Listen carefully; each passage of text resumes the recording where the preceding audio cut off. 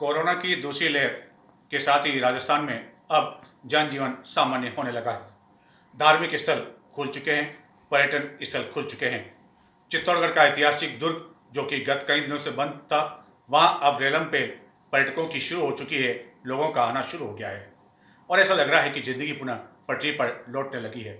और इसके साथ ही चित्तौड़गढ़ में अब कई तरह सेलिब्रिटी के भी आने का सिलसिला शुरू हो गया है। रविवार को ही अंतर्राष्ट्रीय टेनिस खिलाड़ी साइना नेहवाल चित्तौड़गढ़ पहुंची, दुर्ग का भ्रमण किया और उसके बाद आज यानी कि हम 28 जून सोमवार की यदि बात करें तो चित्तौड़गढ़ में पहुंचे हैं ऐसे कलाकार जिसका मैं परिचय आपको दूं। उससे पूर्व ऐसे कई दर्शक, विशेषकर मैं बच्चों की बात करूं, जिन्होंने छोटे पर्दे पर धारावाहिक अल्लाउद्दीन देखा होगा और उस अल्लाउद्दीन में उन्होंने एक रोल देखा होगा जिन्नी का। जी हाँ, हम बात कर रहे हैं जिन्नी की। वही जिन्नी आज चित्तौड़गढ़ में आए हैं और अल्लाउद्दीन धारावाहिक के साथ में ही फिल्म पिंक में अमिताभ बच्चन के साथ भी आप काम कर चुके हैं और अन्य कई धारावाहिक, उसकी भी हम चर्चा करेंगे। वह आज चित्तौड़गढ़ आए, दुर्ग भ्रमण किया और तो सबसे पहले हम जानना चाहेंगे जिनका जो नाम है वह नाम है राशुल टंडन। जी हाँ, राशुल टंडन हमारे साथ हैं चित्तौड़गढ़ में और हम सबसे पहले उनसे बात करेंगे चित्तौड़गढ़ के दुर्ग की। आपका स्वागत है राशुल जी। Thank you. मैं यदि बात कर रहा हूँ तो शायद अल्लाउद्दीन में जिनी नाम ही था। जी हाँ जी। सबसे पहले हम चित्तौड़गढ़ की बात करेंगे कि अल्लाउद्दीन का जो जिन्नी है उसको कोई चित्तौड़ आने की आवश्यकता नहीं थी। वहाँ चिराग को केवल दबाने की जरूरत थी भी क्या अल्लाउद्दीन का चिराग जो है फटाफट जो है दुर्ग दिखा, मैं दुर्ग को यहाँ, तो यहाँ आखिरकार यहाँ आना कैसे जो शुरू हो गया? First of all thank you so much. ये इतनी खूबसूरत तरीके से आपने जो मेरा इंट्रोडक्शन दिया है, मैं खुद अपना इंट्रोडक्शन सुन के बड़ा हैरान था और बड़ा खुश था। सर, चित्तौड़ इतनी खूबसूरत जगह है कि शायद एक चिराग का दिन भी ना ला पाए और इसीलिए मुझे खुद आना पड़ा और thank you for this kind of introduction. मेरे यहाँ बहुत अजीम मित्र हैं मेरे, प्रतीक, और उन्हीं की वजह से, उनके परिवार की वजह से मैं यहाँ आज चित्तौड़ आया हूँ। और चित्तौड़ की गुड्डू भाई कचौड़ी वाले जो हैं हमारे यहाँ के, उनके यहाँ आके हमें जो इस इतिहास के बारे में पता चला चित्तौड़ के, वो इतना कमाल है कि इतना भव्य है कि हम जो किताबों में पढ़ते हैं वो अब मैं समझता हूँ 10% ही होगा, और यहाँ आके जब आप देखते हैं उस पूरी चीज़ों को तभी आप समझ पाते हैं।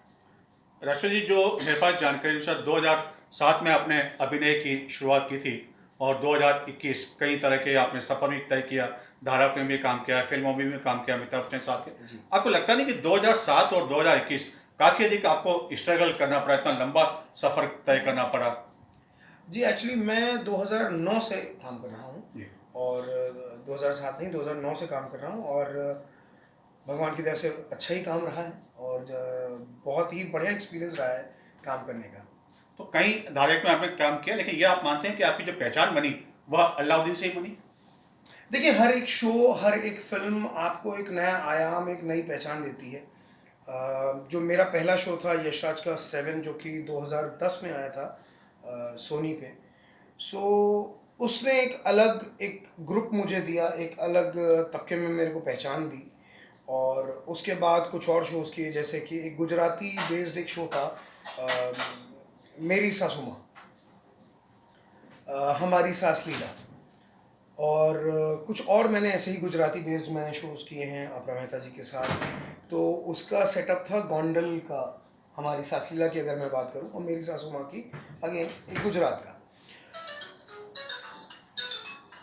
तो वो जो एक सेटअप, वो जो एक आपको रीच मिलती है, अब जैसे कि गुजराती शोज़ की गुजरात में एक अच्छी रीच मिलती है। अगर मैं बात करूं पवित्र रिश्ता, जो मैंने 2012 में किया था 1 साल, तो उसकी एक मराठी तबके में बहुत अच्छी एक पकड़ थी। तो हर एक शो, हर एक फिल्म एक आपको एक नया आयाम, एक नई पहुंच देती है। अब वो चाहे हम हीरोपंथी की बात करें, मैड अबाउट डांस की बात करें, बरखा की बात करें, पिंक की बात करें, तो हर एक चीज़ ने कुछ ना कुछ नया दिया है और ये जनता का प्यार ही है जो हमें मिलता है और हमें प्रोत्साहित करता है कुछ नया करने के लिए। कितना असर पड़ा कोरोना की पहली लहर की बात करें और हम दूसरी लहर की बात करें, क्योंकि महाराष्ट्र में तो काफ़ी अधिक असर पड़ा, क्योंकि वहाँ तो तीसरी लहर की तैयारी भी शुरू हो चुकी है। फिल्म इंडस्ट्री की बात करें तो कितना अधिक इसका असर पड़ा? देखिए, असर तो बहुत पड़ा है और हम पिछले साल से, जैसे अभी हम बात ही कर रहे थे कि पिछले साल जब हम लॉकडाउन के फेज़ में गए हैं, हमें खुद नहीं पता था कि हम करीब 4 से 4.5 महीना हम रुक जाएंगे, काम में बहुत दिक्कतें होंगी। और ख़ासकर ऐसी इंडस्ट्री जो कि हर दिन जिसे कहते हैं कि काम करती है, अपने पैसे अर्जित करती है, उस इंडस्ट्री को एक बहुत बड़ी धक्का पहुंचा। लेकिन all thanks to the governance जो जिन्होंने बहुत मदद की। उद्धव ठाकरे जी ने हमारी बहुत मदद की, हमारी पूरी फिल्म इंडस्ट्री को बहुत सराहा और बहुत योगदान था उनका। तो हम धीरे धीरे अब पटरी पे आ रहे हैं। और जिस हिसाब से इतनी वैक्सीनेशन की जो ड्राइव चली है गवर्नमेंट की तरफ से, तो हमें ऐसा मानना है कि थर्ड वेव आएगी ज़रूर, लेकिन हम उसके लिए पूर्णतः तैयार भी हैं। अच्छी बात है कि सरकार जो है वहाँ के लिए काफ़ी तत्पर है, फिल्म इंडस्ट्री पुनः पटरी पर लौटने लगी है। हम वापस पुनः जो है लौटते आते हैं अलाउद्दीन पर। जी, आप कितना मानते हैं कि इस अलाउद्दीन का जो पूरा धारावाहिक है, आपका जो कॉस्ट्यूम है, उस कॉस्ट्यूम की सफलता का भी राज आप मानते हैं? इस पर काफ़ी कुछ डिपेंड करता है। अच्छा, चूँकि आपने इतना, पहली बात तो बहुत ही प्यारा सवाल है। मैं आपको इसके पीछे का एक किस्सा बताता हूँ। ये बात है, मैं दिल्ली में कुछ एक ऐड शूट कर रहा था और मुझे फ़ोन आता है पेनिनसुला प्रोडक्शन हाउस का, जो कि जिन्होंने ये शो बनाया अलादीन। उससे पहले मैं इनका ही एक शो कर रहा था, मायावी मलिंग, स्टार भारत पे था वो शो, बहुत अच्छा चल रहा था। शो कंप्लीट हुआ, मैं गया दिल्ली में मैं एक ऐड शूट कर रहा था। मुझे फ़ोन आया विकास सेठ जी का, जो कि हमारी को प्रोड्यूसर हैं, और उन्होंने बड़े प्यार से मुझसे कहा कि भाई हम पहले जिन एक देख रहे थे 6 फुट का तगड़ा जिन, जैसा कि हमने अलिफ लैला के टाइम से देखा हुआ है, लेकिन हमने सोचा कि कुछ अब ब्रीफ चेंज कर देते हैं, कुछ एक यूनिकनेस लाते हैं, और वो कंप्लीट ब्लू अटायर ना करके ये एक्चुअली हमारे मेकअप जो आर्टिस्ट हैं ग्लैडविन जेम्स, जो कि पर्सनल मेकअप आर्टिस्ट हैं शाहिद जी के, ऋतिक जी के, तो उनका ये मानना था कि ब्लू रंग ना देके अगर हम इसी जिन को एक ह्यूमन स्टाइल में प्रेजेंट करें तो मैं समझता हूँ बच्चे ज़्यादा कनेक्ट करेंगे, और जो कि हुआ भी। अब दिक्कत यूँ फंसी कि उन्होंने मुझसे ये कहा कि आपको बेयर बॉडी रहना पड़ेगा, जो कि मैं कहीं ना कहीं किसी न किसी स्तर तक ना कह चुका था कि भाई मुझसे वो चीज़ नहीं होगी, और बात कहीं ना कहीं ना हो चुकी थी। लेकिन कुछ एक हफ्ते भर बाद पलट के फिर से फ़ोन आता है और उन्होंने एक ऐसी डिमांड की जो आप सभी ने देखा। उन्होंने मुझसे बहुत प्यार से एक रिक्वेस्ट की कि क्यों नहीं आप अपना सर मुड़वा देते हैं। और उससे ज़्यादा मज़े की बात है कि हाल फिलहाल ही में मेरी एंगेजमेंट हुई थी और मैं शादी करने को था, और अगर हिंदू रीति रिवाज से अगर आप देखें तो सर मुड़ा के आप कैसे शादी करेंगे। तो मैं धन्यवाद देना चाहूँगा मेरे प्रोडक्शन हाउस का, पेनिनसुला प्रोडक्शन हाउस का, विकास सेठ जी का, आलिन जी का, निसार जी का, जो हमारे प्रोड्यूसर्स हैं, कि उन्होंने मेरी उस वक्त बहुत मदद की और मुझे अलाउ किया कि मैं थोड़ा शेव ना करूं और अपनी शादी को निपटा के आ सकूं। रही बात कॉस्ट्यूम की, तो यस, कॉस्ट्यूम में एक बहुत ज़्यादा उनका दिमाग लगा कि हम कैसे उस बगदाद, उस कल्चर को हम ला सकते हैं और कैसे हम ऐसा प्रेजेंट कर सकते हैं कि बच्चों से लेके बड़े बुजुर्ग को भी वो शो पसंद आएगा, और भगवान की वजह से वो हुआ भी। सिर मुंडाने की आपने बात कही, तो जब आपने ये सिर मुंडाने वाली जब बात चली, तो जो आपकी जिस टाइम आपके एंगेजमेंट की बात चल रही थी, तो आपने आपकी होने वाली पत्नी जो कि आज चित्तौड़गढ़ आपके साथ थी, मनीषा को भी इस बारे में आपने कहा कुछ? अगर कैमरामैन उस तरफ हल्का सा पैन कर लें तो आप देखेंगे जी आई उन्हें हंसते हुआ पाएंगे। तो वो ऐसा था कि मेरी मिसेस से ज़्यादा मेरी माता जी ने मेरे मज़े लिए। उन्होंने एक बात कही थी कि सर मुंडाते ही ओले पड़े। तो कुछ यूं ही एक बात थी।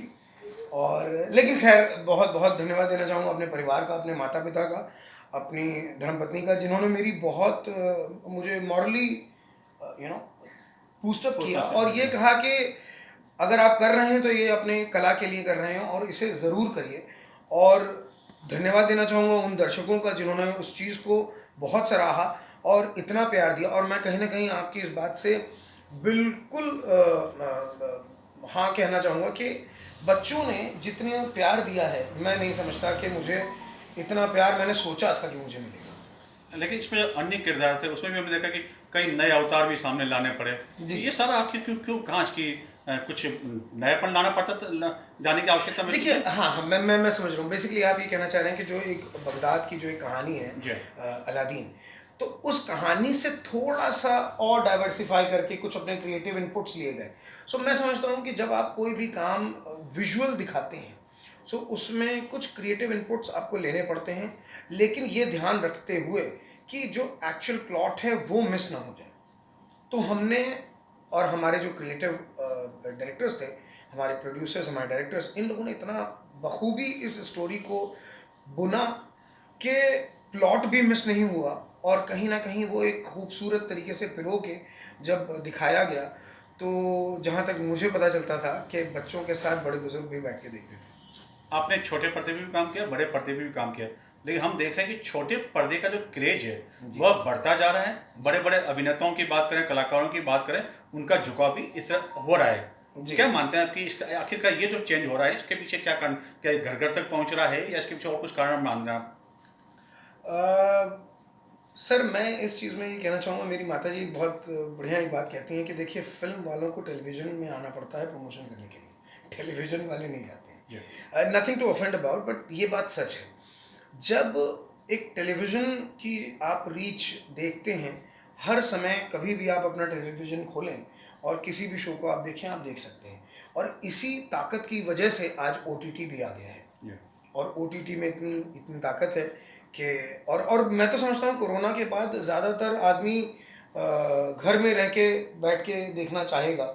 टेलीविज़न देखता है, OTT देखता है, और अब आज की डेट की जितनी बड़ी फिल्में हैं वो सब आपके टेलीविज़न पे, आपके घरों में मुहैया कराई जाती हैं, तो वो एक बहुत बड़ी ताकत है। अंत में मैं एक सवाल पूछना चाहूँगा कि कई ऐसे नवोदित कलाकार हैं जो कि बहुत जल्दी शॉर्टकट रास्ता अपना कर ऊंचाई तक पहुंचना चाहते हैं। जो है काफ़ी अधिक मन में सपने तो होते हैं, लेकिन उसमें अधिकांश सपने नहीं पूरे हो पाते हैं, और अधिकांश बेरंग जो है मुंबई से लौट आते हैं या फिर गलत काम में लग जाते हैं। तो ऐसे लोग, प्रतिभाओं की कोई कमी नहीं उनमें, लेकिन वो मंजिल तक पहुंच नहीं पाते हैं। तो उनके आखिर उन्हें आप क्या कहना चाहेंगे, उनके लिए क्या पैगाम देना चाहेंगे आप? पहली बात तो आपका सवाल इतना इतना इम्पोर्टेंट है कि 2 मिनट तो मुझे ही सोचने में लगेगा, क्योंकि मैं समझता हूँ मैं अभी इतना बड़ा नहीं हूँ, इतनी बड़ी बात पे अपनी राय रखूँ। लेकिन हाँ, इतना ज़रूर कहूँगा कि आप अपने एम को, आप अपने गोल को, आप अपने फोकस को ना खोएं, और जो करने आए हैं वो ज़रूर करें।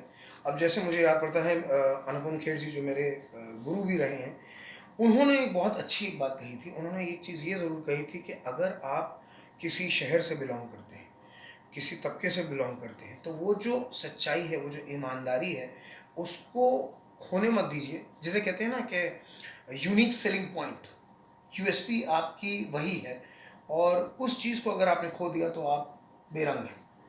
तो वो चीज़ मैं समझता हूँ बहुत संजो के रखनी चाहिए, जो कि राजस्थान में मैंने देखी कि कितनी खूबसूरत तरीके से अपने पूरे कल्चर को संजो रखा है। चित्तौड़, वापस मैं माफ़ी चाहूँगा, मैं वापस चित्तौड़ पे आ गया।